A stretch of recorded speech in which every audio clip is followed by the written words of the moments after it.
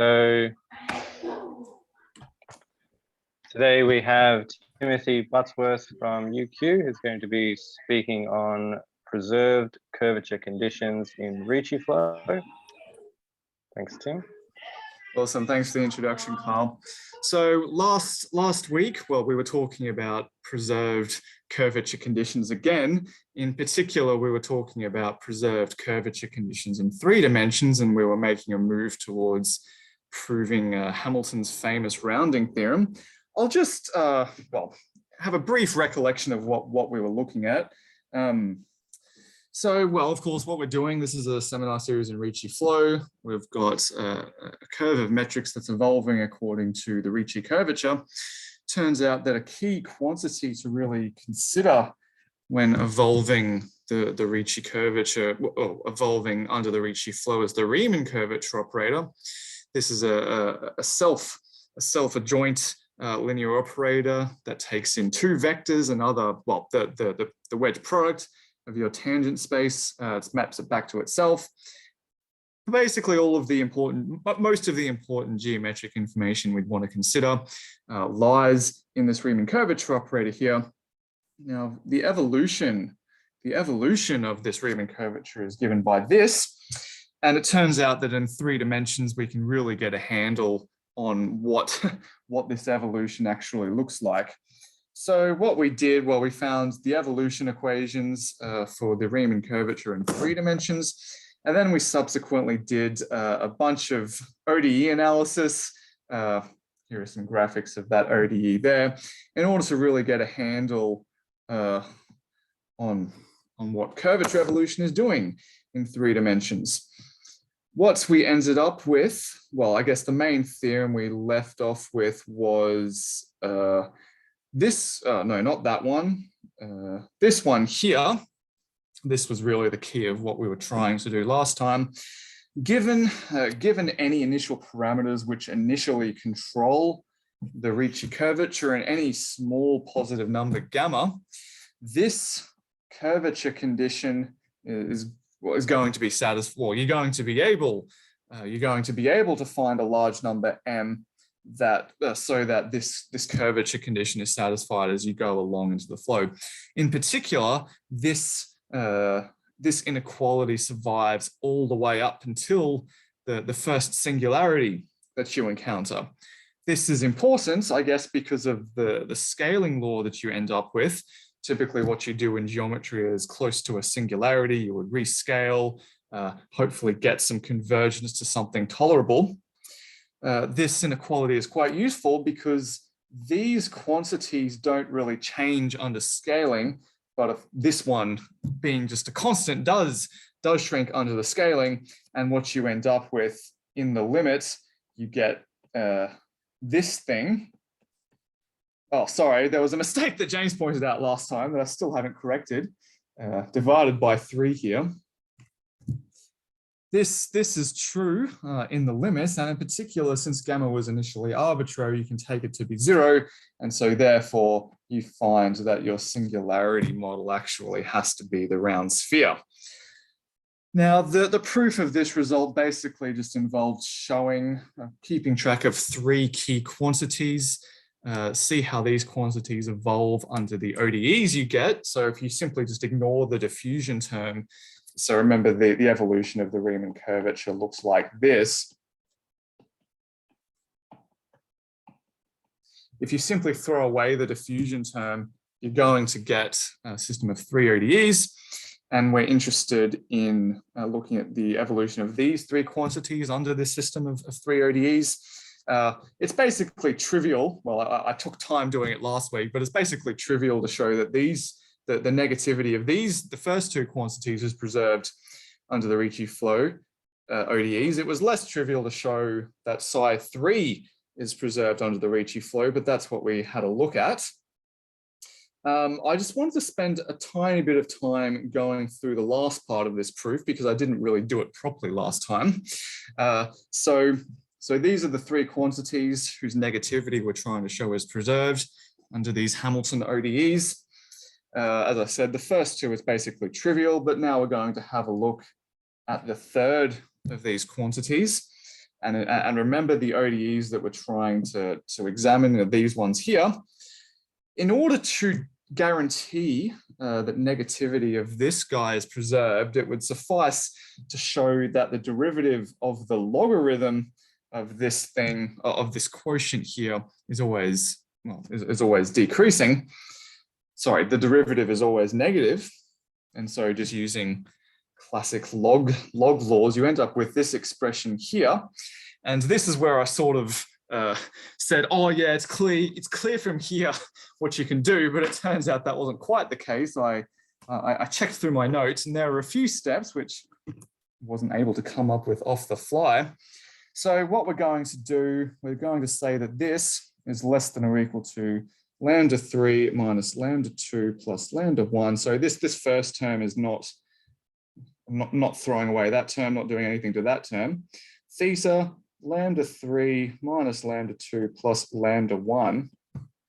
Now, the first thing I'm going to do, the first alteration I'm going to make is say, well, given my eigenvalues were ordered according to lambda 1 is less than or equal to lambda 2 is less than or equal to lambda 3, I then know that lambda 2 is going to be at least as big as half of lambda 1 plus lambda 2 in this expression here. And of course, I'm then going to get some cancellation, and what I'll end up with is this here. Now, at this point, I use the fact that I know that psi2 is less than or equal to 0. Psi2 being less than or equal to 0 implies that delta lambda 3 is less than or equal to lambda 1 plus lambda 2. So when I go through this again, well, I end up with the following. Lambda 3 minus lambda 2 plus lambda 1 plus delta on 2 lambda 3. I'm almost done here. I guess the last thing to do is observe that lambda, since we have this ordering, lambda 1 less than or equal to lambda 2 less than or equal to lambda 3, lambda 3 minus lambda 2 plus lambda 1 is actually less than or equal to lambda 3. So then I'm allowed to just factorize this term here. And what I end up with is 1 minus theta of 1 plus delta on 2. But this is equal to 0 because of how I defined theta all the way back last week. So that's how we get to this line here. And now I feel justified in saying I have actually completed the proof now. And as we concluded last time, the proof of this result is just shy of Hamilton's rounding theorem. The way to complete the proof of Hamilton's rounding theorem, you would need some proper theory of convergence of Riemannian manifolds, although as James pointed out, Bamler has some clever ways around this step in his notes on the subject, which you may want to go through. Okay, so this is where we left it off last time. Now, because we did a lot of ODE analysis, a lot of proof last week, I'm hoping to take a step back from the proofs and instead take a bigger step back from all of the proofs and have a view about what's going on more generally, have a look at some interesting results that concern this sort of curvature preservation in higher dimensions without giving any proofs, because I'm sure that if we did lots of these proofs, we'd get pretty bogged down in the details. Okay, so we've basically done as much as we reasonably can in 3 dimensions. So let's see what happens in general. So remember that the Riemann curvature operator, it's a self-adjoint operator that takes us from this space to this space. It's self-adjoint, and so that means that at any point on Riemannian manifolds, you get a bunch of eigenvalues for the Riemann curvature operator, and you can make statements about whether they're positive or negative. And one obvious thing to do is to say that that your Riemannian manifold has positive curvature operator if these eigenvalues are always positive. And of course, you can do the same thing with negative, well, non-negative curvature operator. I don't hear people talk about, well, I don't know, is it a thing to talk about negative curvature operator? maybe it's not as popular a thing to talk about as positive curvature operator, but non-negative curvature operator is something that people can be interested in as well. Now, curvature positivity is a good thing, but maybe it's quite hard to expect that many manifolds will have positive curvature operator. And so maybe we need a way of weakening this statement and talking about manifolds that might not necessarily have positive curvature operator, but do have lots of good positive eigenvalues in the curvature operator. And we do that by talking about Riemannian manifolds being having K positive Riemann curvature or K non-negative curvature operator. We say that a Riemannian manifold will have K positive curvature operator if at any point the sum of the smallest K eigenvalues of your Riemann curvature is positive. So clearly we don't, in order to make reasonable conclusions about manifolds that have K positive curvature operator, you wouldn't want K to be too large, because if K gets close to the dimension of your manifold, well, this starts to lose its meaning. So for example, if we have, interesting comment from Kyle here, something that I don't really know much about, the existence of, some relevant information about negative curvature operator. Thanks for that comment, Kyle. So as I was saying before, for example, on three-dimensional manifolds, there's no point talking about three positive curvature operator, because three positive curvature operator is just the same as saying that your scalar curvature is positive. So in order to make geometric conclusions, we really want K to be small. In fact, we have a theorem, which I'm not going to prove, but follows from applications of the tensor maximum principle that we were using last time. So if you have positive curvature operator, this turns out to be something that is preserved under the Ricci flow. And furthermore, if you start with positive curvature operator, the manifold is going to evolve into something that has constant positive sectional curvature. So i.e. it has to be a space form. Its universal cover has to be the round sphere. In fact, the same is true for two positive curvature operator. This is quite nice because it means you are allowed to have one negative eigenvalue in your Riemann curvature operator. The catch, however, is that all of the other eigenvalues have to be positive and actually have to be greater in magnitude than the negative one. So I've ascribed this to Hamilton, Chen, bermanWilking. Hamilton did the positive curvature operator all the way back in the 80s. The textbook by Ben Chow and co, I think, suggested that it was fairly easy application of the tensor maximum principle to show that this is actually true in all dimensions, that curvature operator is preserved. Chen came along and said that actually the same is true for two positive curvature operator. And then bermanWilking had their famous rounding result that says that anything with two positive curvature operator has to topologically be a space form, because the Ricci flow will take such an initial metric and evolve it under normalized Ricci flow. The normalized Ricci flow will evolve such a metric into one of constant curvature, which therefore has to have universal cover the sphere. So these are quite exciting results. Since then, there's been a lot of work on making geometric statements about what the Ricci flow does based on various different types of curvature positivity. There's another one which received a bit of interest. Hamilton had a look at positive isotropic curvature. So this is where we start truly moving away from the three-dimensional case, because isotropic curvature only really makes sense to talk about in dimension at least 4. So if you have a Riemannian manifold with its curvature operator R, I guess it's somehow most convenient to state this definition in terms of the type 04 Riemann curvature tensor rather than the Riemann curvature operator. At least this is how it was originally stated by Hamilton. we say that mg has non-negative isotropic curvature. I think this has also been called weakly positive isotropic curvature.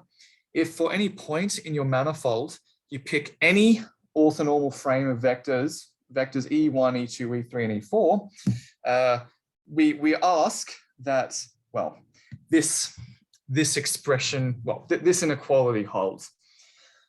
Now, something that I'm actually not too sure about is why people started talking about isotropic curvature. I think for me, at least, one of the main points of interest in positive isotropic curvature was Hamilton's theorem that says that this is something that also is preserved under the Ricci flow and compact form manifolds that have initially positive isotropic curvature do pinch towards round as you take the Ricci flow. The starting point for Hamilton's result, I think, at least what he wrote in this paper, was that if you happen to have a manifold with positive isotropic curvature, then they have to be homeomorphic to Sn. And this is actually something which is true in all dimensions. So this is something that was already known. It turns out that this was proven by McAuliffe and Moore, and this was done using minimal surface theory. So this is true in all dimensions, that positive isotropic curvature implies homeomorphic to Sn, but Hamilton came along and improved this result in 4 dimensions because, of course, this result implies not just homeomorphic to S4, but it implies diffeomorphic to S4. And I guess geometers get excited when things are diffeomorphic and not just homeomorphic. I guess homeomorphic is a realm that topologists are more interested in. Of course, in dimension 4, this actually becomes a significant issue, the relationship between homeomorphic and diffeomorphic. So this is non-negative isotropic curvature. Now, it turns out that, well, there's lots you can do with positive isotropic curvature, and it's seen a lot of attention in recent years. Not positive isotropic curvature itself, but things that have positive isotropic curvature when you start taking products of these manifolds with just Euclidean space. So the so-called pick 1 and pick 2 conditions have received a lot of attention by some very prominent Ricci flow experts well, it seems to be an ongoing thing. It seems like every new week, one of these guys has a new paper about, well, some very strong results about Ricci flows of manifolds that satisfy these conditions. So it turns out that all of these conditions are preserved for compact Ricci flows. The question of whether or not these pinch towards round is a bit more of a subtle issue. I'm not too familiar with the literature, but I think it's true for pick 2, not true for pick 1 or even pick in higher dimensions. And Brendler has some interesting results that apply in dimension n greater than or equal to 12, beyond things that I've had time to work out fully, but certainly lots of interesting things going on here. In the typeset notes that Alsun did for Bamler's Ricci flow course, he had this interesting table here, which I thought was interesting. I think there might be some errors here just in terms of dimensions, but no, it's interesting table to look at. I haven't talked about Kähler Ricci flow and bisectional curvature. I thought that might be one that's best left for Kyle, who will be taking over next time we meet to talk about Ricci flow. He's thumbing up there. I'll leave non-negative bisectional curvature to him. Okay, so this is the big picture stuff, the stuff that happens in high dimensions, 4 dimensions and higher. Now I want to take a focus on what happens in 4 dimensions. And in particular, I guess the question I want to attempt to answer is, are things as good in dimension 4 as they are in dimension 3? And the answer, of course, is a resounding no, it's not. I think the biggest issue, well, the reason dimension 3 is so good is that a lot of these positive curvature conditions are equivalent. having positive sectional curvature is actually equivalent to having positive Riemann curvature operator. But starting in dimension 4, there starts to become a gap between positive Riemann curvature and positive sectional curvature. And of course, Hamilton-IV pinching is something else we have to consider, whether there's any analog of that in dimension 4. So these are the types of questions I want to answer now with fun constructions of Ricci flows that are not due to me, due to other authors. I'm hoping to go through some of these, discuss them, but keeping the details of the proofs to a minimum if possible. Okay, so before we get into the examples, I thought I would do a bit of stuff that I've done myself. Very trivial stuff. So what happens in 4 dimensions? Well, in 4 dimensions, we note that the Hodge-Star operator acts and preserves this space here. And so what we're going to do, we know that the Hodge-Star squares to the identity in 4 dimensions. And so that means that it's possible to decompose this space into the space of forms with positive and negative eigenvalues, i.e. plus and minus 1. And at least this is something that Hamilton did originally. It turns out, for Hamilton at least, he wrote the Riemann curvature operator with respect to this decomposition here. With respect to this particular decomposition, you can write your Riemann curvature operator as this thing here. And why would you do that? Well, of course, remember that the evolution of the Riemann curvature operator is this thing here. Clearly the square is something that's fairly straightforward to compute no matter what dimension you're in, but getting a handle on this Lie algebra square is maybe a bit more of a difficult task. And in dimension 4, one way around understanding what this Lie bracket square does is by taking this decomposition, because it turns out that in this decomposition, we have the Lie bracket squared can be expressed in terms of the Lie bracket square in the dimension 1 lower than that. I think roughly the reason this happens is because we have this nice decomposition of the Lie algebra of SO4 into SO3 plus SO3. So this is something that's unique to the progression of dimensions from 3 to 4. Okay, well, once we've done this, we know quite clearly, we know well what this Lie algebra square is doing in dimension 3. So remember, if A is equal to, well, if we have something diagonal, then the Lie bracket square in 3 dimensions is just taking all of the cross multiplication terms, A3 and then A1, A2. So this is what the Lie bracket square is doing in 3 dimensions. And so that means we can actually get somewhat of a handle on the ODEs that arise from the Riemann curvature evolution in dimension 4. So I did some numerics last time. I wanted to show you some numerics this time as well. Let's go back. Let's assume that A does actually equal C, just for simplicity. Then the Hamilton ODEs that we get that we need to study are these things here. And remember, this is the 3D Lie algebra square. Now, I guess the fundamental question we're interested in are, we already know that positive curvature is preserved in pinches. We know the same is true for 2 positive curvature. So the question is, do we get something analogous to the Hamilton IV pinching? Turns out, well, just a very basic argument to convince you why we shouldn't expect this is just a numeric argument. What I did was just, rigged up MATLAB to deal with these ODEs and plotted some random initial conditions to see what happens. It looks like we are getting convergence towards something, but it's not something that has positive curvature. You might not be able to see the colors too well, but it turns out that all of the B guys all of the B eigenvalues are converging to this larger number, larger than the A values. This is bad from the perspective of positive curvature, because when you've got a matrix like this, you really want A to dominate B in order to guarantee curvature positivity, and that's not happening here. It was fairly straightforward to actually, this isn't true for all initial conditions. We know that if A is quite large and B is quite small, then we have positive curvature operator, and so we would expect that to pinch. but it's not true of all randomly chosen initial conditions. So it seems like we don't have Hamilton-Ivy pinching.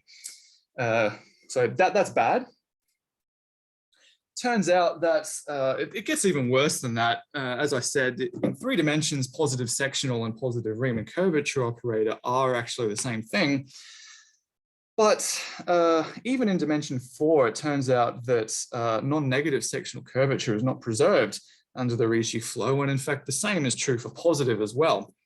There is an example, there was a previously known example of a 4-dimensional manifold that did not preserve non-negative sectional curvature, but this one was non-compact. So this one was known for a while. This I gather from reading textbooks that this one is typically the one that's used to demonstrate that the failure of non-negative sectional curvature to be preserved by the Ricci flow. But I thought I'd take you through some of the details of this construction here because it's more recent, and I think, well, is more of a, well, better in the sense that it's compact and, well, different example, I guess. Even on compact 4-dimensional Ricci flows, we wouldn't expect preservation of non-negative sectional curvature.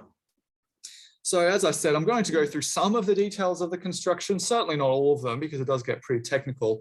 I guess what I'm going to do is demonstrate a small class of Riemannian metrics that your initial metric lies in to give you some idea about what this initial Riemannian metric actually looks like. So this construction, it's a cohomogeneity 1 assumption. The initial metric that we're going to construct is invariant with respect to some symmetries of the 4 sphere. The particular symmetry that we're interested in is actually going to be SO3. So of course, SO3 acts on the 4 sphere in a number of different ways. The specific one that we're going to be looking at is the SO3 action that arises by thinking of S4 as living inside the set of traceless symmetric 3x3 matrices. And SO3, the action of SO3 on the 4 sphere is via conjugation. So if O is in SO3, then the action of O on a point in the 4 sphere, given that this point in the 4 sphere is a traceless symmetric 3x3 matrix, this is going to be this thing here. So this is the action of SO3 on the 4 sphere that we're going to be most interested in. In order to write down a metric on the 4 sphere that's invariant under such an action, we need to know what the orbits are, and in particular, well, it'd be good to know what the principal orbits of such an action are. So I guess the question is, if you've got an SO3 matrix, what is the generic isotropy subgroup, the generic, given a generic X, that's a symmetric traceless 3x3 matrix, what choices of O actually fix that choice of X? Now, in this case, generic, Tim, very, very possibly silly question. So the symmetric 3x3 matrices that are traceless, is that compact? I'm just wondering why that's S4. Well, a V is not compact, but S4 is compact. Oh, you're taking S4 inside of it. Okay. Sorry. Oh, yeah. In fact, there was a dimension count that you could have used to. So V is a 5-dimensional vector space, so very much non-compact. But it has a norm, and we're thinking of S4 as being the unit norm. Thanks for your question. That was a good point. Yes. So V is just, isomorphic to R5. Yeah. And and maybe I should specify what the norm is. The norm of a point V in your vector space is just equal to the trace of V dot V. No issues here because V is symmetric, and the unit sphere is just, this equals 1. So S4 is given by the set of symmetric traceless 3x3 matrices with unit norm. So that's the manifold we're dealing with. So I guess the question, one important question is what do the orbits of this action look like? And you basically have to split it up into cases being when some of the eigenvalues are the same as other eigenvalues. So if we just take a matrix X, which is given by diag of lambda 1, lambda 2, lambda 3, and we insist that lambda 1 is not equal to lambda 2 and lambda is not equal to lambda 3, then this is basically the generic situation.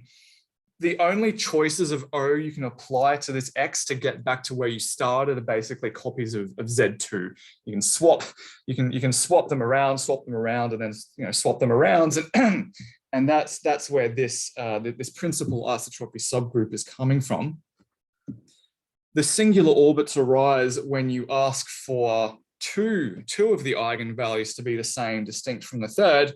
In that case, as soon as you have two eigenvalues that are the same, clearly one, you've got this circle group action, which is going to preserve those matrices, and which is why it turns out that your singular orbits are copies of SO3 mod or S of O2, O1, or O1, O2, depending on which singular orbit you're looking at. And so the only other thing to consider is the case that all three of the eigenvalues are the same, but that of course can't happen because we're asking for traceless. So if all three of the eigenvalues are the same, the trace zero condition implies that all of the eigenvalues are zero. But if you're symmetric and all of your eigenvalues are zero, I'm pretty sure that can't happen if you're on the sphere. If all three eigenvalues are zero, if all three eigenvalues are zero and you're symmetric, that means you have to be the zero matrix. So clearly not ones we're considering here. So this is the manifold we're looking at.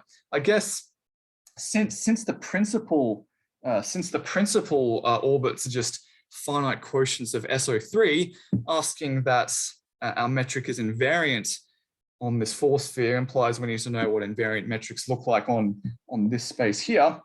Well, the way we do that is by pointing out that SO3 has three canonical left invariant vector fields. I'm sure we're all familiar with what the Lie brackets are.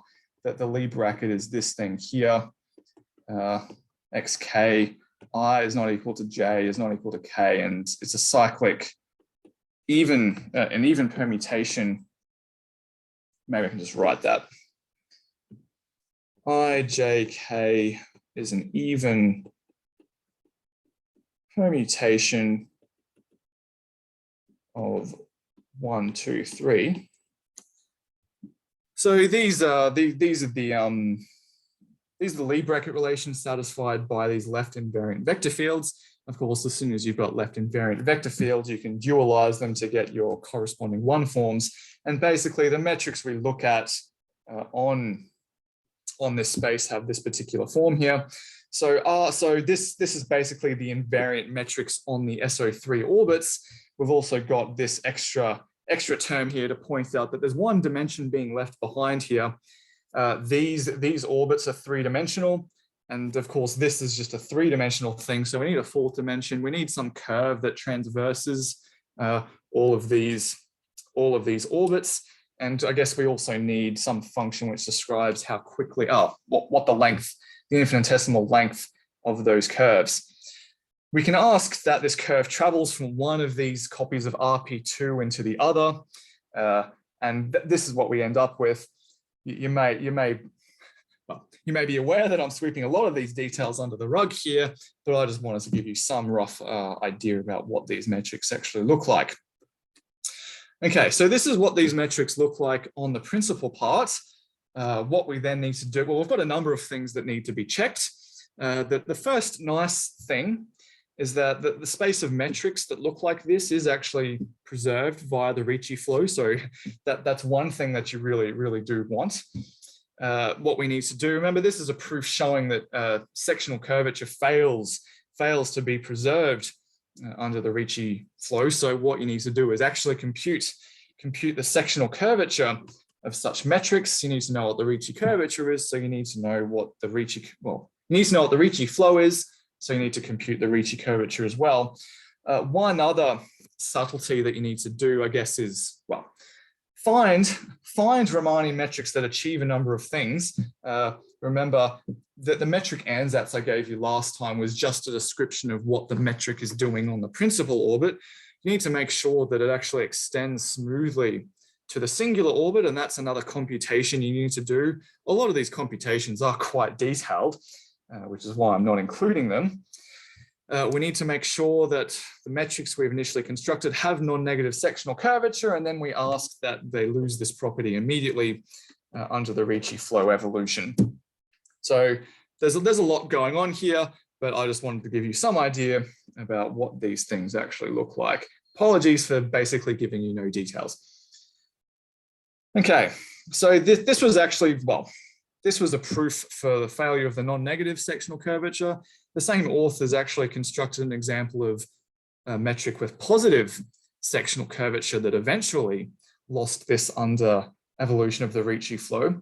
Of course, this is a much harder proof because losing non-negative sectional curvature, that's something that happens immediately. You just have to look at the direction that the Ricci flow is going in.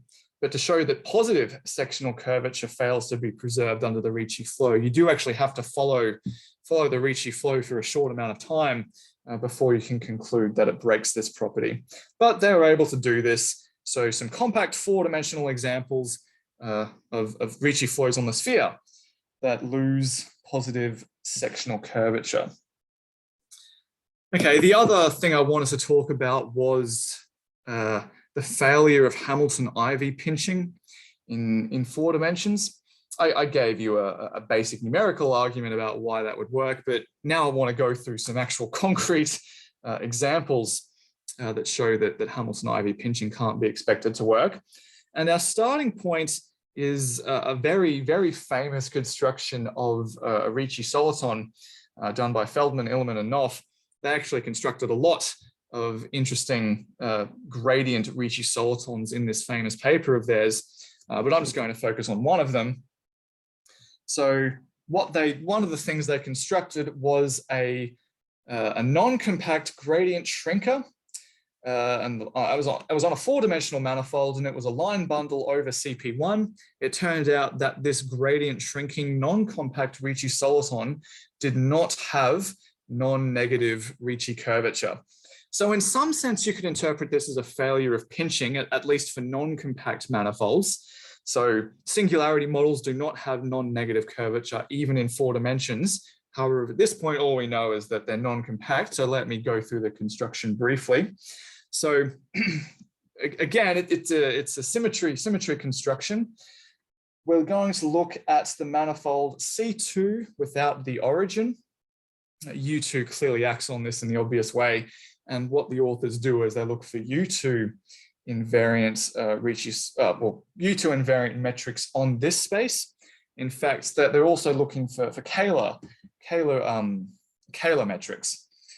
So it turns out that if you have a Kähler metric that's U2 invariant, asking that it's a gradient Ricci Solzhen, that turns out to just be a single 4th order ODE for the Kähler potential. And then it's just a lot of ODE analysis. It turns out this 4th order ODE is fairly easy to get a handle on. I think they were actually able to solve this problem more or less explicitly. And then, well, of course, that's not the end. I didn't even say this in the theorem. It is actually complete. Of course, it's probably very easy to come up with examples that aren't complete. Being complete is something that's very important for us. It turns out that you've got 4th order ODE, you've got various parameters here. Choosing your parameters carefully, make sure that your metric is actually complete as you go really, really far into your C copy of C2. The only other subtlety left to address is the fact that we've got this hole in the middle of C2 here. This is actually completed by inserting a copy of CP1 at this point. And again, you need to choose your parameters so that it's a smooth inclusion of CP1 here. So this is why it's a line bundle over CP1. It ends up to be, well, they call it the tautological line bundle over CP1. So this was that construction here. As I said, smooth metric. It's a complete metric. And it's a gradient shrinking Richie Solzhen that does not have non-negative Ricci curvature. So of course, these shrinkers are their own singularity models. And so at least on non-compact manifolds, we can't have Hamilton-Ivy pinching. In fact, yes, examine Ricci curvature. As I said, this construction is more or less explicit, so it's fairly easy to determine that the Ricci curvature is not non-negative. So an example of a shrinker that does not have non-negative Ricci curvature.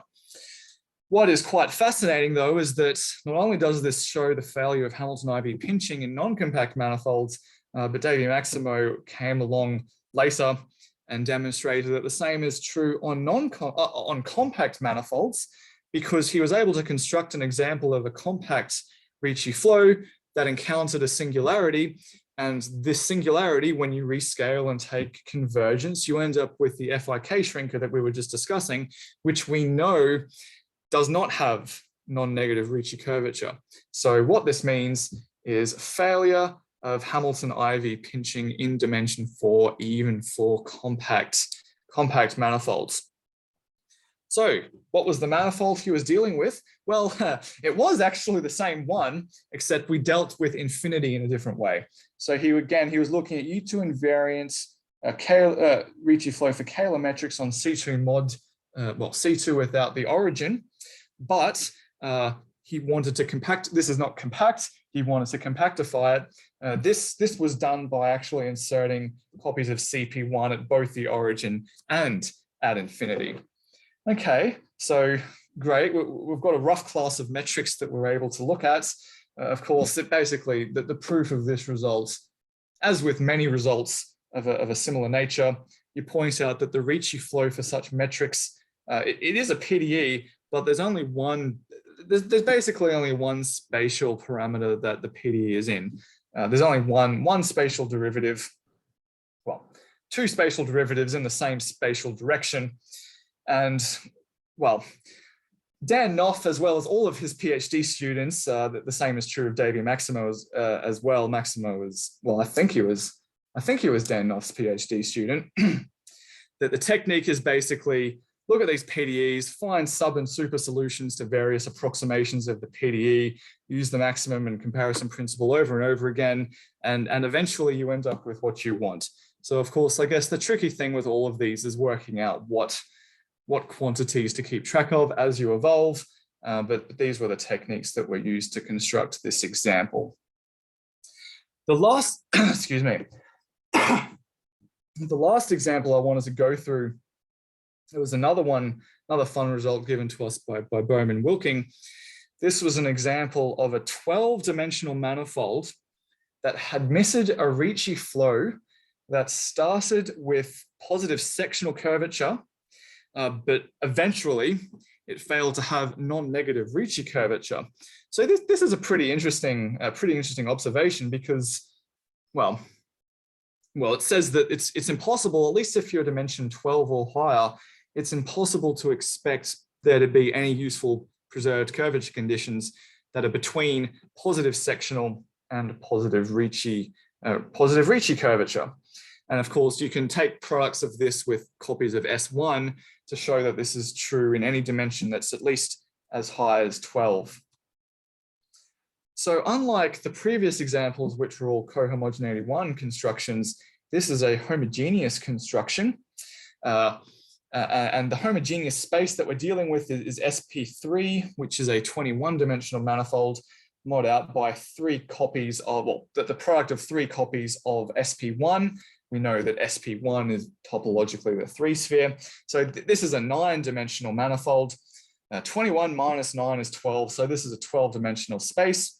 And we're going to be looking at G-invariant metrics on this space. Well, again, lots of computations that I'm going to omit, but the crucial observations that get you in the right direction. You start off with the Lie algebra of SP3. You know it's compact, so you can find an ADG invariant product Q. What you're going to do is point out that, well, SP1 to the 3, let's call that Lie group H. It has its own subalgebra that lives inside G. we're going to take the orthogonal complement of H in G, call it M, the orthogonal complement taken with respect to this invariant, this ADG invariant in a product Q. When you're looking at homogeneous spaces and invariant metrics on those homogeneous spaces, usually what you end up doing is, well, you're looking at the action of ADH on this decomposition. It turns out that this acts on M not irreducibly. It reduces into three ADH invariant summons. And so using very Sher-Lemma arguments, you can show that, well, this expressions of this form are passed to G invariant Riemannian metrics on the manifold. And it turns out that such metrics are invariant under the Ricci flow. And so you proceed as before. You have to compute the Ricci curvature of such metrics. You have to compute the sectional curvature of such metrics. It turns out that the Ricci curvature is given by this fun expression here. And so your ODE, which governs the evolution of the Ricci flow, is basically just this on the right-hand side. So you've got, it's a system of three ODEs, and expressions of this form are what appear on the right-hand side. That's the Ricci curvature. Without saying what the sectional curvature is exactly, it turns out that positive sectional curvature is guaranteed by this condition here. And then more ODE analysis. However, since we did so much ODE analysis last week, I thought I might spare you more ODE analysis this time around. And that is more or less how the construction is done. So this is actually all I wanted to talk about today. As I said, I missed basically all the details, but hopefully gave you some ideas about how a number of these interesting constructions are actually done, and dissuaded you of any belief that Hamilton-Ivy pinching can really work out in dimensions higher than 4. So thanks for coming along, guys. I'll leave it there.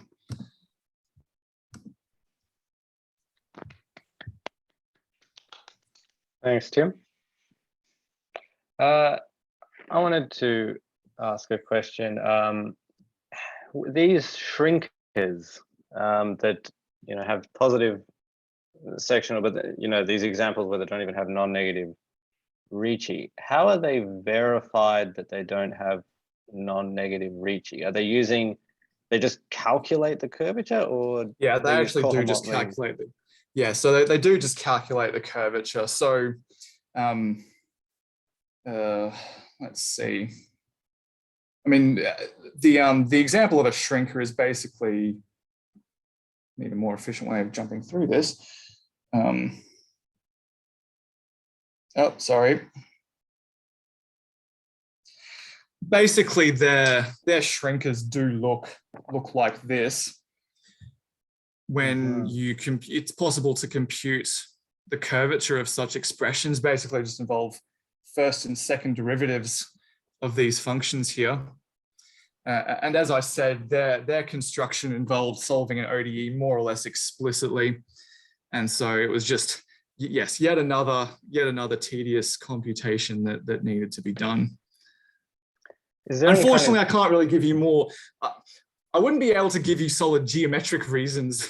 That's what I was about to ask. It's just a computation, I guess. Mm-hmm. One other question I had was, so you have these failures of curvature constraints to be preserved under the Ricci flow. Have people tried changing the Ricci flow a little bit, twisting a term or something so that it does a little better? That's what I would try to do. Yeah, I think there are lots and lots of examples of people tweaking Ricci flows to get new results. I don't know too much about how successful these ambitions have been, I'm afraid. But yes, this is certainly, I would suggest certainly it's a cottage industry, finding things that look and smell like the Ricci flow but aren't the Ricci flow, and somehow do a better job at doing what we wanted them to do.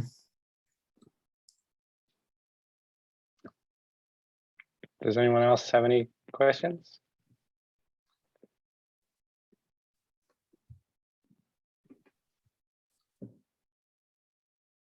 Ben, do you happen to know about these, any type of like twisted flow that would preserve this positivity? So people do this kind of thing when you have extra structure, such as in the Hermitian setting, or or manifolds where you have non-zero torsion, things like that. Then you can write down other variants on Ricci Flow, which maybe we do something else. But actually, in the purely Riemannian setting, it's very hard to write down a flow which you have any chance of doing this kind of thing. You write, if you have a flow where the sort of rate of change of metric is some curvature function, then at least in general dimensions, Ricci Flow is the only one where you get maximum principles. Yeah, yeah. So yeah, I mean, it's a very different game if you don't have that.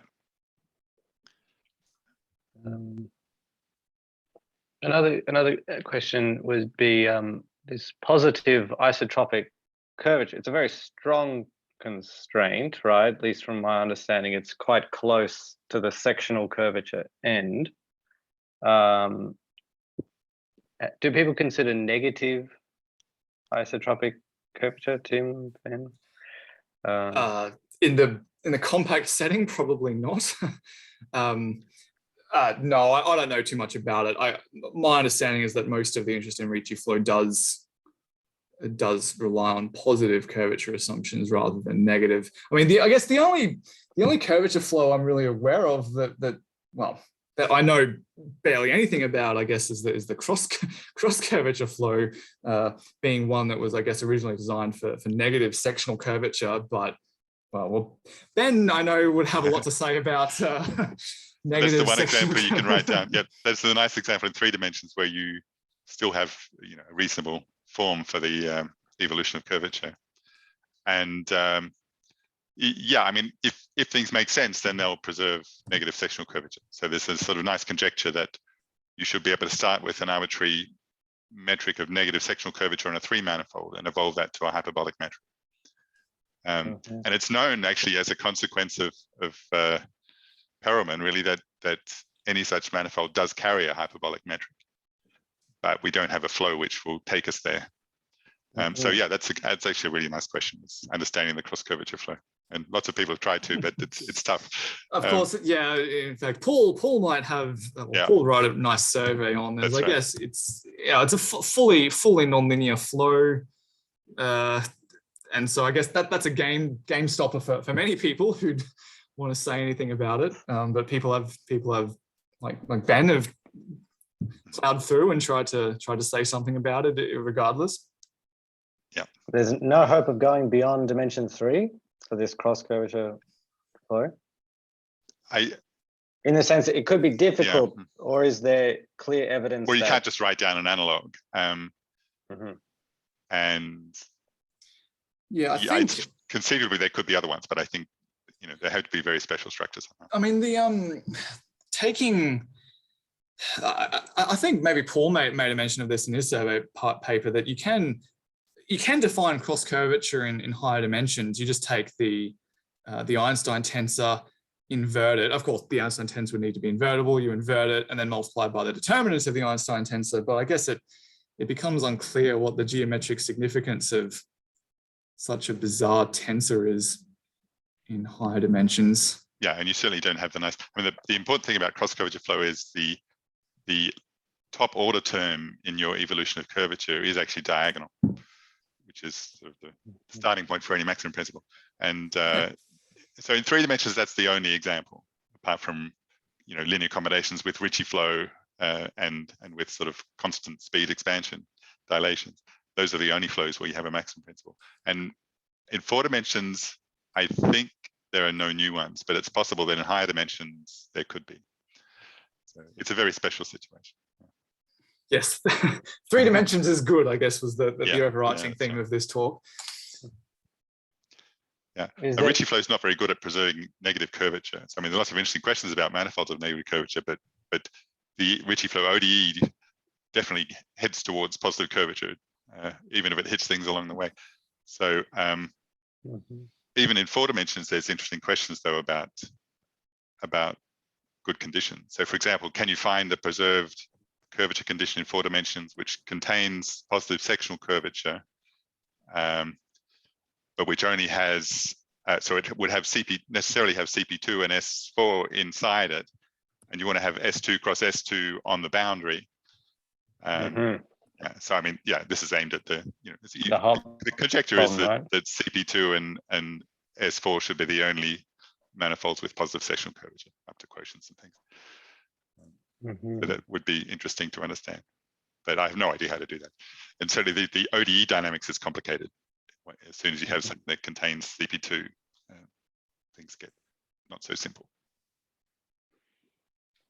Is it, this may be completely meaningless, to flow according to this isotropic curvature? Like, you use some type of, or is it just a meaningless question? Yeah, it's just too awkward of a curvature. Ground, right? Even checking that's, well, I mean, the curvature itself is not a 2-tensor, so it doesn't make sense to evolve the metric by that as it stands. And you can write down random 2-tensors and flow by that maybe, but you have to check that it's parabolic. You have to, and then you have to do some analysis, which means go through the whole theory again.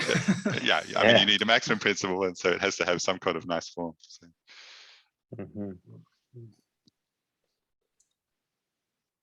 Yeah, it's interesting. I mean, there are physically interesting sort of motivated examples coming from sort of string theory, right? So there's this Friedan renormalization approach, which pulls up Ricci Flow as the first step, but then the 2-loop approximation is some nonlinear variant of Ricci Flow, for example. So there are a bunch of flows which sort of pop up from the physics theory. That's interesting. Are mathematicians taking them on, or is yeah, a little bit. Yeah, not anything all that convincing in terms of results, but people have looked at them. It's very interesting.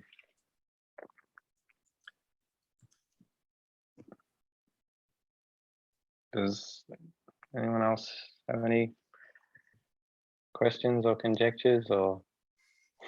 I guess everyone has lots of conjectures about things.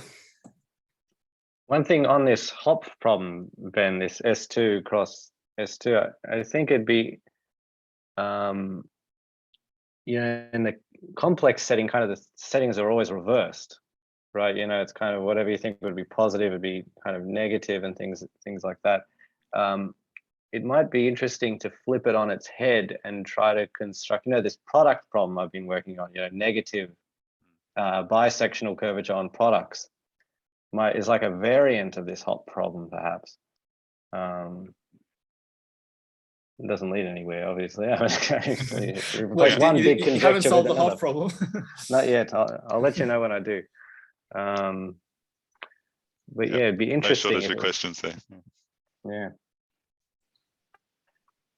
Okay, if there's no other questions, so thank Tim again. Thanks, Tim. For this lovely talk. Thanks, guys. Bit of a smaller group, but it was good to have you all. Thanks for coming. Good discussions. And I think I'm giving a talk next Friday on just basic Kähler stuff, and then try to get into the Wu-Yao theorem. So yeah, cool. Okay, thanks, guys. I'll stop recording next now. week. Bye. Bye.